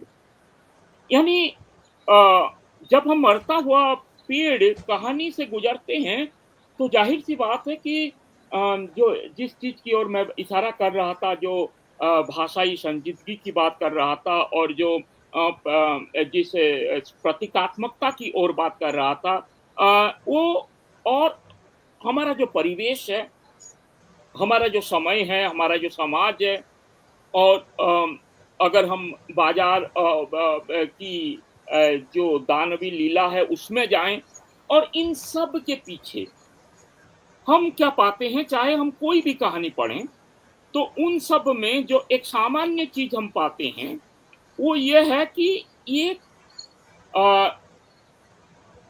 प्रतिबद्ध तो हैं जो हमारे वंचित समाज हैं, अल्पसंख्यक समाज हैं, जो गरीब हैं, जो यूं कहें कि जो हमारा उपेक्षित समाज है, उनकी प्रतिपक्षधरता तो है, लेकिन हर एक कहानी में आपको एक ऐसी चाबी मिलेगी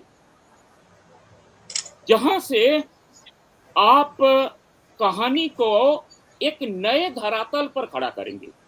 और वो नया धरातल है कि इन तमाम प्रतिकूलताओं के बीच, विसंगतियों के बीच, विद्रुपताओं के बीच आप एक उम्मीद देखेंगे।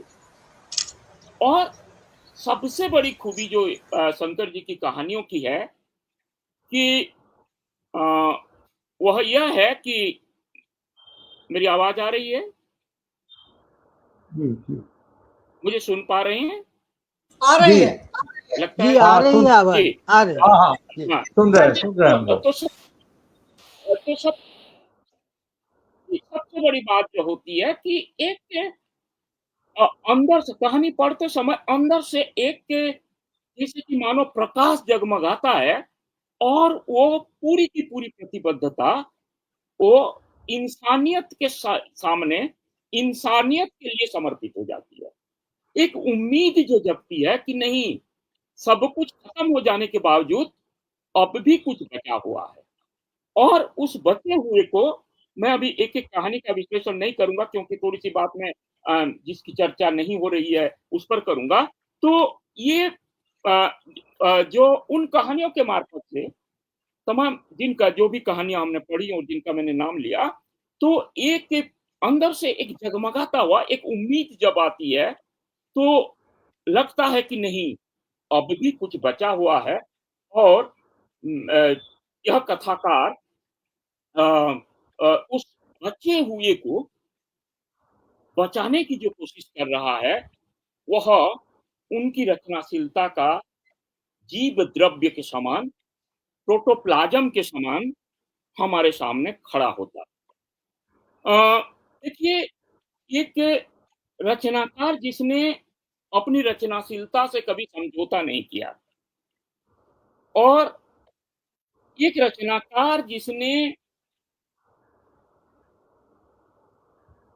अपनी कहानियों में अ, अपनी बात, अपने सरोकार को बताते समय उन्होंने कहानियों में निबंध नहीं लिखा।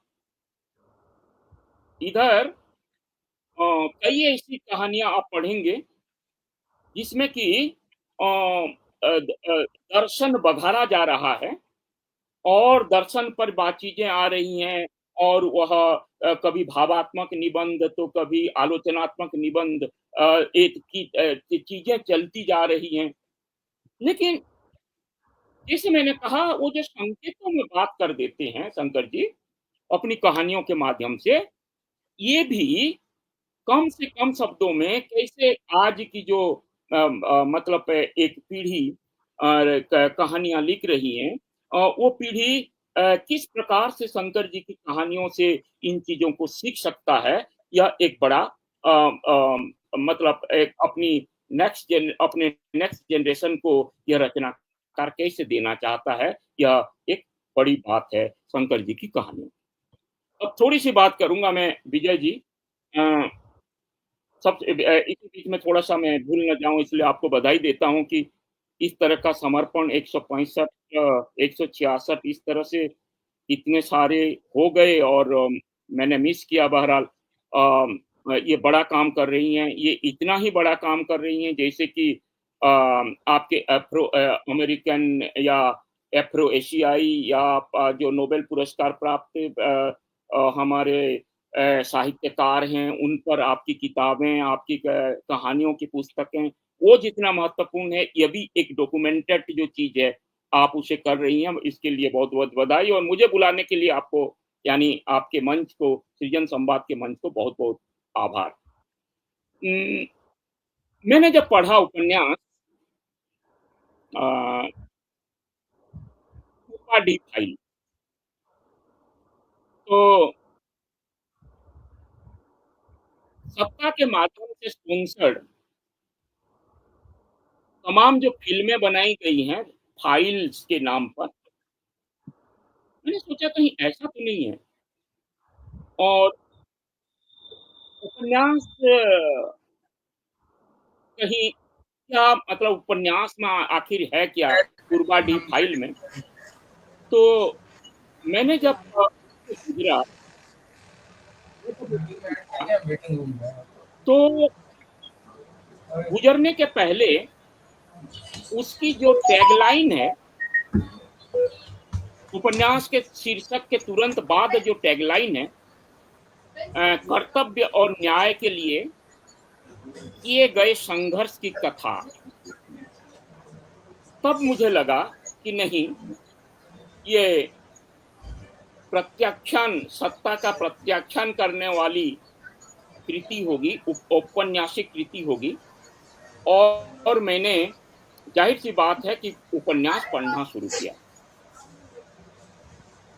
जैसे मैंने आगे बढ़ने की कोशिश की, तो इस उपन्यास के बारे में उपन्यासकार ने लिखा है कि एक सच्ची घटना से प्रेरित। तो सवाल यह है कि किसी सच्ची घटना को ज्यों का त्यों अगर हम पेश कर देंगे, तो वह तो साहित्य सृजन होता नहीं है। इसे तो रचनाकार को पता है और शंकर जी को तो और भी पता है कि सच्ची घटना का जो प्रस्तुतिकरण अगर कोई कर दे तो वो अखबारी रपट बन जाती है। और मुझे कहते हुए, और मैंने कहीं लिखा भी है, हमारे समय के अन्य जो महत्वपूर्ण कथाकार हैं, उपन्यासकार हैं, जिनकी चर्चा होती है खूब, और उनमें किस तरह किसान आंदोलन को लेकर किस तरह से केवल वो अखबारी चीजें आ गई हैं। देखिए, घटना को हम कथा के सांचे में कैसे डालेंगे, ये एक बहुत बड़ी चैलेंज है। तो वहां नहीं किया गया है, लेकिन इस उपन्यास में मैंने, यानी कुर्बाडी फाइल में, यद्यपि ये प्रथम उपन्यास है शंकर जी का, मैंने ये देखा कि सच्ची घटना को कथा के सांचे में ढालकर उपन्यासकार ने जो काम किया है वो मुझे बहुत महत्वपूर्ण लगा। दूसरी बात, कोई उपन्यास केवल उपन्यास बन नहीं जाता है, और उसकी महत्ता कब उल्लेखनीय होती है, इसके लिए क्या मानदंड होते हैं, एक पाठक की हैसियत से मैं भी अपने मानदंड तैयार करता हूं। और मेरे मानदंड में किसी भी उपन्यास की सफलता इस बात पर डिपेंड करती है कि रचनाकार का जो सरोकार है, उसका जो समय है, उसका जो समाज है, उसकी जो चिंता है, उसकी जो जीवन दृष्टि है, वह कितना व्यापक है। और यह प्रतिबद्धता आमजन के प्रति है, उसकी जीवन दृष्टि की प्रासंगिकता समाज के प्रति है, या फिर किसी और के प्रति। मैंने इन मानदंडों के आधार पर जब देखा तो उपन्यास मुझे, यूं कहें कि अपने द्वारा बनाए गए इन मानदंडों के आधार पर मैंने उपन्यास को बहुत महत्वपूर्ण माना, क्योंकि शंकर जी ने इसमें, आप ध्यान से देखेंगे तो जो हमारी व्यवस्था है, जो तंत्र है, हमारी जो लालफिता शाही है, उसका जो बदरंग चेहरा है, उसे उन्होंने दूर से नहीं देखा है। और ये जो उपन्यास है, इस उपन्यास में शोषण और भ्रष्ट शासन का जो तंत्र है, उसे उन्होंने उघाड़ा है। और मैं इस संदर्भ में ये बताऊंगा कि भले ही आप नारे दे दें, तंत्र के द्वारा करोड़ों रुपए खर्च करके विज्ञापनों के माध्यम से यह बता दें कि मेरा देश जो है नंबर 1 हो गया है, लेकिन अगर हम ट्रांसपेरेंसी इंटरनेशनल की रिपोर्ट देखेंगे, करप्शन परसेप्शन इंडेक्स में 180 देशों में अपना देश कहाँ है, यह आप देख पाएंगे बहुत बहुत नीचे है। यानी एक रचनाकार जो यथार्थ है, जो सत्य है, उसे वह उस चिंता को, अपनी चिंता को कथा के सूत्रों में जो बांधता है, और यह इस तंत्र को अधिकारी वर्ग और जो, जिसे मैं लाल पिताशाही कहता हूं, और जो मंत्री हैं, जो नेक्स्ट टू सीएम हैं, राम नारायण सत्यव्रती, और उनके मंत्रिमंडल में बड़ा वर्चस्व है, वगैरह वगैरह, तो उनकी जो करतूतें हैं, उनकी जो काली करतूतें हैं, उन काली करतूतों को उन्होंने किस रूप में ये किया है। फाइलें बंद होती हैं कैसे, और फाइलें खुलती हैं कब, और फाइलें खुल जाती हैं तो कितनी चैलेंजेस को सामना करना पड़ता है। सवाल यह है कि इस उपन्यास में दिखाया गया है कि पहले मतलब परतंत्र के आजादी के यानी कुछ सालों तक जो है हमारा जो करप्शन था वो करप्शन निचले दर्जे पे था, यानी निचले स्तर पर था।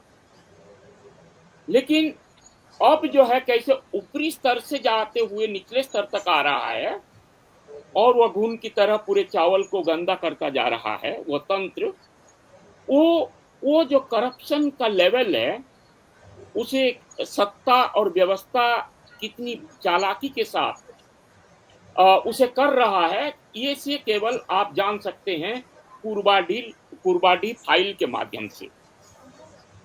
आप अगर देखेंगे तो इसकी कथा बहुत लंबी कथा नहीं, लंबी कथा इसलिए नहीं है क्योंकि एक चेक गेट है और चेक गेट में जो बच्चों के लिए खाना या दूध आता है वो कैसे शहरों में जाकर बेचा जाता है और उसको रोकने वाला जो व्यक्ति है उसे कैसे शशिभूषण दास, ईमानदार व्यक्ति शशिभूषण दास जो ये शशिभूषण दास को की हत्या की जाती है, लेकिन ये बताया जाता है कि वो उसने अपनी खुदकुशी कर ली, अपने शरीर पर आग लगा ली। यानी न्याय के प्रति समर्पित जो एक है छोटे ऑफिसर राजेंद्र रमन को आप देखिए। अक्सर हम कहते हैं कि कुछ नहीं होगा, सब कुछ बिगड़ गया है, सब कुछ नष्ट भ्रष्ट हो गया है, पूरी व्यवस्था में सब कुछ ये हो गया है। लेकिन ये उपन्यास बताता है कि एक छोटा अफसर राजेंद्र रमन, एक उनकी पत्नी शशिभूषण दास की पत्नी किरणबाला दास, दीपक दास, अधिवक्ता नंदकिशोर बैजू, ये जो मिडिल क्लास कैरेक्टर्स हैं, इनके प्रति उपन्यासकार ने की जो केवल तरल संवेदना की धारा है वो उपन्यास में प्रवाहित नहीं है, बल्कि एक इस उपन्यास में आप देखेंगे कि गांव भी है। अक्सर एक शिकायत होती है कि हमारे उपन्यासों में गांव जो है लेकिन ये जो गांव है ये बदलता हुआ गांव है, ये प्रेमचंद का गांव नहीं है, बदलता हुआ गांव है। और उस बदलते हुए गांव की में मतलब भले ही ये राजेंद्र रमन जो है वहां जाते हैं, लेकिन जिन कैरेक्टर्स के माध्यम से उसको वो सामने लाते हैं, जैसे कि अर्जुन मुर्मू हैं, या फिर समाज सेवी विमल चंद्र जो कि पत्र लिखा करते थे चीफ मिनिस्टर को, या फिर एक कैरेक्टर है देवेन हांसदा जो बैरियरमैन थे, या राम प्रसाद प्यून। इन निम्न वर्गीय पात्रों की मतलब शंकर जी के रचनाशीलता की खूबी यह है कि वह उनकी सारी उम्मीदें, उनकी सत्यनिष्ठा, परिवर्तन अगर कहीं से आएगा, अगर कहीं भ्रष्टाचार के विरोध कहीं से आवाज उठेगी, तो उनकी वो पूरी तरह से ये जो निम्न वर्गीय पात्र हैं उनके मार्फत से उनकी भूमिका को हमारे सामने, उनके मार्फत से वो उम्मीद की किरणें देखते हैं। और मध्य वर्गीय में भी कुछ ऐसे लोग हैं। ये इस उपन्यास की सबसे बड़ी खूबी मुझे लगती है। आपको लगेगा कि करप्शन का लेवल ये क्या हुआ, ये तो सर्वत्र है। भाई वो जो 8 में खोदे गए और निरीक्षण के दौरान पता चला कि 2 ही कुएं खोदे गए हैं, राजेंद्र राजन ने उस पर सिग्नेचर नहीं किया, तो उसका तबादला हो गया राज्य सचिवालय में, और वो उनका स्थानांतरित जो कर देने के बाद उनको फिर उनको वो फाइल मिली पूर्वाडी की। यानी वो व्यवस्था, यानी जो तंत्र है उस तंत्र की विसंगतियों को विडंबनाओं को और हमारी जो न्यायप्रियता है, हमारी जो सामाजिक विकृतियां हैं, उसको दिखाना रचनाकार का यानी उपन्यासकार का मेन मुद्दा है। और इस मुद्दे को 2026 में उपन्यास 2025 का है, अगर मैं गलत नहीं हूं तो 24 या 25 का लगता है। इस उपन्यास में इस असंभव को संभव किया गया है न्याय व्यवस्था के न्याय व्यवस्था में पूरी तरह से एक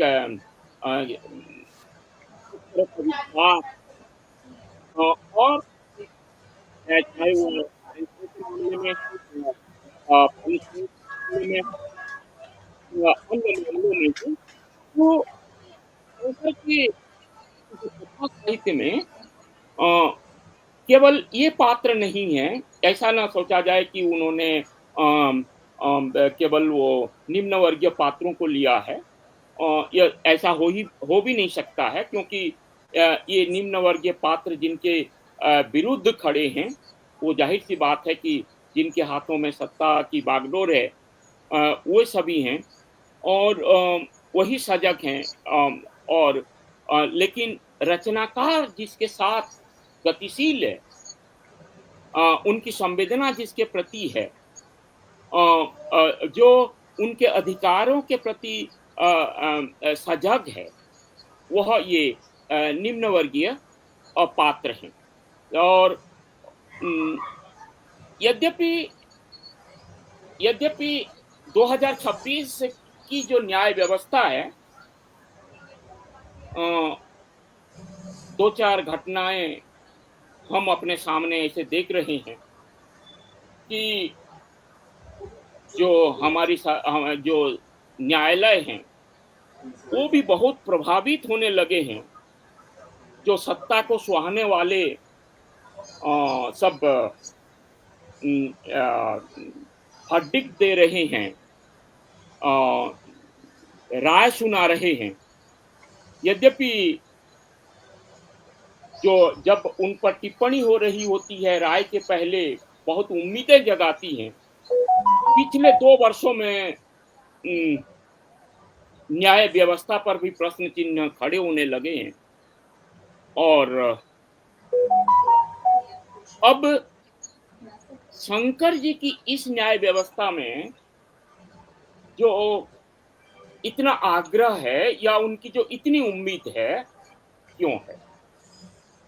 जाहिर सी बात है कि हम वो अपने समय के यथार्थ को तो रच रहे हैं, लेकिन कहीं ना कहीं रचनाकार को हताश, उदास, निराश, दुखी बनाना अपने पाठकों का उद्देश्य नहीं होता है। कहीं ना कहीं उसे एक जगह जाकर किसी के प्रति एक उम्मीद बनाए रखनी पड़ती है।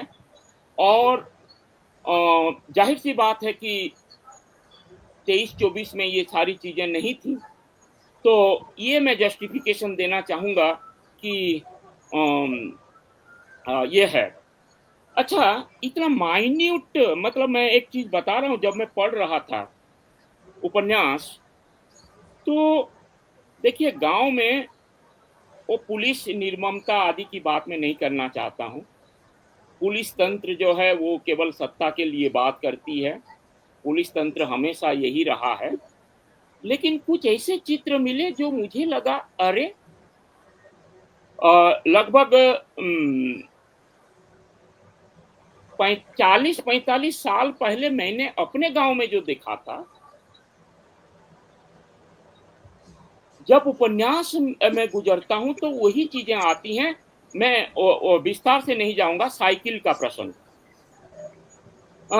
एक गांव में, हमारे गांव में, मैं अपने निजी अनुभव बताता हूं और कैसे ये कनेक्ट करता है उपन्यास गांव के साथ, एक ग्रामीण जन को उसका उदाहरण देने के लिए ये मैं अपना निजी अनुभव बता रहा हूं।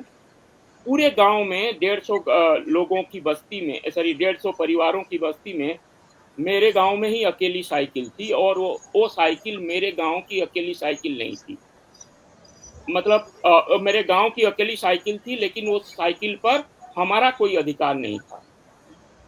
जब जिसकी जरूरत पड़ती थी वो साइकिल लेकर वो चला जाता था, और हम लोग 2-3 किलोमीटर जो है हम लोग पैदल ही जाते थे। पिताजी कहा करते थे कि नहीं, उनको और तुमसे भी ज्यादा दूर जाना है, साइकिल नहीं लेंगे तो कैसे उतनी दूर जाएंगे। तो जब मैं उपन्यास से गुजर रहा था, और इस उपन्यास में 6 साइकिलों का जिक्र है, और अर्जुन मुर्मू के यहाँ जो बारला गांव है, या फिर जो बिमल चंद्र तिवारी, बिमल चंद्र के यहाँ जो तरवारी गांव है। मेरे कहने का मतलब यह है कि यहाँ जो गांव है, शंकर जी ने जो उपन्यास में गांव रखा है, वो गांव मुझे लगा ये तो मेरा जाना पहचाना अपना गांव है। तो इस तरह से उपन्यास पाठक को कनेक्ट करता है। एक चीज और है जो वहाँ उपन्यास में जो एक नाटक खेला जाता है गांव में, रात को जो नाटक खेला जाता है, और वो जो रखा गया था, जाहिर सी बात है कि लोक शैली का तो प्रयोग है ही, और गांव के लोगों में जागृति लाना और अन्याय के विरोध में खड़े होना, और विरोध में खड़े होकर जो मतलब, और कैसे कनेक्ट करता है गांव और शहर को। देखिए, केवल वो छोटा अफसर नहीं जाता है उस कुर्बाडीह में, है, बल्कि गांव का पढ़ा लिखा प्रतिष्ठित विश्वविद्यालय से पढ़ा लिखा गांव में जाता है, और वो गांव के लोगों में एक प्रतिरोध चेतना को गांव के लोगों में खड़े करने की और कोशिश करता है। इस ढंग से भी अगर हम कथा संरचना की दृष्टि से उपन्यास में जाएंगे, तो इसकी कथा संरचना बिल्कुल कहानियों की तरह, जैसे शंकर जी की कहानियां हैं। उपन्यास बहुत मोटा नहीं है। आजकल एक फैशन चल पड़ा है, उपन्यास मतलब बहुत मोटा होगा, 350, 400, 500 पेज के पहले कैसे उपन्यास हो सकता है। लेकिन कुर्बाडीह फाइल की जो कथा संरचना है, वह जितनी गठी हुई है उतनी कसी हुई है, और अंतर कथा और उत्तर कथा, इन दो भागों में जो उपन्यास बंटा हुआ है, विभाजित है, उसके माध्यम से उपन्यास आगे बढ़ता है। और कहानियों में जिस तरह के शंकर जी की कहानियां जिस प्रकार से छोटे छोटे संवाद से आगे बढ़ती है, ठीक उसी तरह ये उपन्यास में ये संवाद धर्मिता का बड़ा ही ये है। और पूरा ध्यान रखा गया है उपन्यास में कि कहीं भी यद्यपि तमाम चीजें जो है, देखिए कि सबसे बड़ी खूबी उपन्यास में तकनीकी पक्ष खूब आ गया है। तकनीकी पक्ष दो कारण से, एक तो जो ऑफिशियल्स हैं उसके, और दूसरा जो है कोर्ट कचहरी है उसके। लेकिन ये रचनाकार की खूबी है, उपन्यासकार की खूबी है कि इन तकनीकी और ब्यूरोक्रेटिक मामलों को भी रचनाकार ने बिल्कुल सहज और सरस ढंग से पेश करने की बिल्कुल सफल कोशिश की है। और हो सकता है कि इसमें उनके जीवन के जो लंबे अनुभव हैं, इसकी बड़ी भूमिका हो सकती है। तो उपन्यास ने मुझे बहुत प्रभावित किया, कुर्बाडीह फाइल, और आज की सच्चाई का ये एक आईना है। ये उपन्यास जो है सत्ता और व्यवस्था का बिल्कुल नकाब उतार कर रख देने वाला उपन्यास है।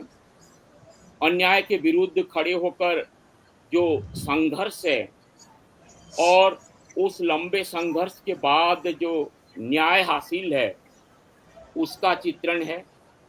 बिल्कुल शंकर जी ने बिल्कुल सही कहा है कि दुनिया चाहे जितनी भी चाहे बदल जाए, लेकिन न्याय के लिए लड़ने वाले इक्के दुक्के लोग हमेशा मिल जाते हैं। जैसे मिसेस दास मिल गई, उनकी पत्नी मिल गई, उनका बेटा मिल गया, जो साथ देते हैं।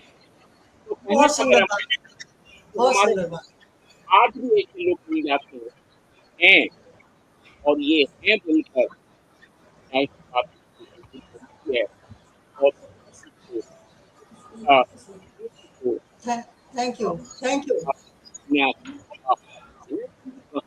है। इसलिए शंकर जी को उनकी रचनाशीलता के लिए बहुत बहुत बधाई देना चाहता हूँ और धन्यवाद ज्ञापन करता हूँ सृजन संवाद को। बहुत बहुत नमस्कार। बहुत बहुत बढ़िया। बहुत सुंदर ढंग से आपने उनके रचना क्रम की व्याख्या की है अरुण जी। मैं मानती हूँ कि गोष्ठी में अभी बातें चलती रहनी चाहिए थी, लेकिन हमारे पास समय की बाध्यता होती है।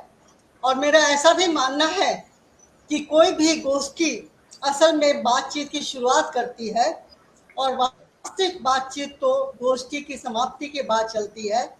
बात दूर तक जाती है, दूर दूर तक बैठे हुए लोग जो बातें हुई हैं गोष्ठी में उस पर विचार विमर्श करते हैं और उसे आगे बढ़ाते हैं। मैं समझती हूँ कि आज की गोष्ठी में भी यही होने वाला है। बहुत सारी महत्वपूर्ण बातें हुई और इन बातों को आगे भी लोग जारी रखेंगे, भले ही इस मंच से नहीं, अन्य विभिन्न मंचों से आपसी बातचीत में बात को और बल मिलेगा। बहुत बहुत धन्यवाद अरुण होता जी। अब मैं वीणा से कहूंगी कि मैम थोड़ा सा एक कविता है। प्लीज, टाइम बहुत हो चुका है, बहुत ज्यादा हो गया। हम लोग 1 घंटे प्रोग्राम रखते हैं, 1.5 घंटा हो चुका है। तो फिर कभी अर्चना फिर कभी मैं वीणा से कहूंगी कि वो संक्षेप में धन्यवाद ज्ञापन करें, क्योंकि समय की बाध्यता हमारे साथ है। वीणा मैडम जो आ गया। सभी को नमस्कार, मैं वीणा कुमारी। आज विजय मैम ने मुझे धन्यवाद ज्ञापन का कार्यभार सौंपा है, तो धन्यवाद ज्ञापन के लिए मैं सबसे पहले शुरू करती हूँ हमारे अपना जो ग्रुप है सृजन संवाद। तो ये सृजन संवाद एक ऐसा मंच है जो साहित्य, सिनेमा और कला, इन तीनों के विभिन्न आयामों को एक पटल पर लाकर नए और पुराने सभी लोगों के साथ साझा किया है। आज सृजन संवाद अपनी 164वीं गोष्ठी के रूप में प्रसिद्ध कहानीकार शंकर जी का हार्दिक सम्मान करती है। कहा जाता है गुरु का सम्मान सबसे पहले होना चाहिए, तो मैं सबसे पहले धन्यवाद ज्ञापन प्यारी विजय मैम शर्मा को करूंगी। विजय शर्मा मैम, कार्यक्रम का शुभारंभ एवं प्रतिष्ठित कहानीकार आदरणीय शंकर जी का भी स्वागत आपने इतने कुशलता पूर्वक ढंग से किया, वंदनीय है। अर्चना अनुपम कौर जी, आपका विशेष धन्यवाद। आपने विस्तृत परिचय देकर शंकर जी की रचनात्मक सफर पर हम सबको एक साथ लिया। आपने महेश जी एवं अरुण होता जी का भी जीवन दर्पण खूबसूरती के साथ हमारे साथ साझा किए। हमारे संवादी के रूप में महेश दर्पण, आपने शंकर जी की कई किताबों के भाव को पाठकों के सामने लेकर आए और यह अपने आप में एक अनुपम उदाहरण है। मैं वास्तव में इसकी सराहना करती हूँ। आपने विस्तृत विश्लेषण कर हम सबको विस्तृत परिचय दिया, इसका धन्यवाद। प्रोफेसर अरुण होता जी, आपने शंकर जी की रचनाएं को हमारे सामने उदाहरण के रूप में पेश किया। आपने न सिर्फ उनकी किताबों बल्कि किताबों, कहानी के पात्रों का भी हम सबको जोड़ने की एक कोशिश की है। आपके सृजन संवाद की पूरी टीम की ओर से धन्यवाद। और हमारे बीच आज अतिथि के रूप में साहित्य जगत के प्रतिष्ठित कहानीकार शंकर जी, उनका विशेष रूप से धन्यवाद ज्ञापन करती हूँ। शंकर जी मुख्य रूप से कथाकार हैं एवं संपादक भी, पर आज आपने जीवन के कई अनजाने पहलू को हमसे साझा किए। आपके संपादकीय सफर और आपकी सृजनशीलता हम सबके लिए एक उदाहरण है। आपने आम इंसान के दुख को अपनाकर उसका सृजन कहानी के रूप में कर पाठकों के सामने लाया। यह अपने आप में एक अनूठा कार्य है। और साथ में अपने बहुमूल्य समय से जो कुछ समय हमारे लिए निकाले, उसके लिए बहुत बहुत धन्यवाद। कुछ कार्य पर्दे के पीछे होते हैं, वो हर समय सबको पता नहीं चलता। तो पर्दे के पीछे रहने वाले कुछ ऐसे ही हमारे स्ट्रीम यार्ड फेसबुक लाइव के खूबसूरती के साथ हैंडल करने के लिए और सृजन संवाद की 164वीं गोष्ठी को अधिक से अधिक लोगों तक पहुंचाने के लिए इसकी जिम्मेदारी सहर्ष उठाने के लिए मैं अनुराग रंजन जी का दिल से धन्यवाद करती हूँ। फेसबुक लाइव के माध्यम से कई दोस्त भी इस परिचर्चा का लाभ उठा रहे हैं। और दोस्तों, पोस्टर कैसा लगा? अच्छा, ये कितना सुंदर और मनमोहक है। इस खूबसूरत पोस्टर के लिए जो शेयर होकर और कई प्लेटफॉर्म पर अपनी जगह बनाई है, मैं तन्मय सोलंकी जी का दिल से आभार व्यक्त करती हूँ। साथ में दर्शकों का विशेष धन्यवाद करती हूँ जो ऑनलाइन होकर फेसबुक के माध्यम से इस कार्यक्रम में जुड़े हैं। और अंत में मैं उन सभी का दिल से धन्यवाद करती हूँ जो प्रत्यक्ष या परोक्ष रूप से हमारी कार्यक्रम का हिस्सा रहे हैं। आपके पहल ने ही आज का कार्यक्रम को सफल किया है। आप सभी का धन्यवाद। विजय शर्मा मैम ने कहा था बहुत, मैंने और जल्दी कर दिया। धन्यवाद। थैंक यू हीरा, समय का ध्यान रखने के लिए। हालांकि मैं चाहती थी तुम पूरे कार्यक्रम को समेटो, लेकिन समय की बाध्यता हमारे साथ है। अगली बार हम फिर मिलेंगे। मैं चाहूंगी शंकर जी बार बार हमारे मंच पर आए। अरुण होता जी को मैं चाहूंगी कि वो सृजन संवाद से जुड़ी जाए। महेश दर्पण जी से बराबर मेरा संपर्क बना हुआ है, और वीणा और ये अर्चना तो इसकी सदस्य हैं ही। और भी जो लोग प्रोग्राम देख रहे हैं, अगर वो सृजन संवाद से जुड़ना चाहते हैं तो प्लीज़ प्लीज़ आप संपर्क कीजिए और मेंबर बनिए। इसका कोई मेंबरशिप चार्ज नहीं है, आपको कुछ देना लेना नहीं है, सिर्फ उपस्थित होना है, कार्यक्रम में सहायता करनी है। कोई भी अगर जिम्मेदारी मिलती है तो उसको पूरा करना है, नहीं तो कम से कम दर्शक श्रोता के रूप में उपस्थित रहना है। आप सभी का धन्यवाद। अगली गोष्ठी हमारी सिनेमा पर होगी और उसकी तैयारी प्रारंभ हो गई है। इसके साथ ही इस कार्यक्रम की आज की गोष्ठी की समाप्ति की मैं घोषणा करती हूँ। धन्यवाद। आभार।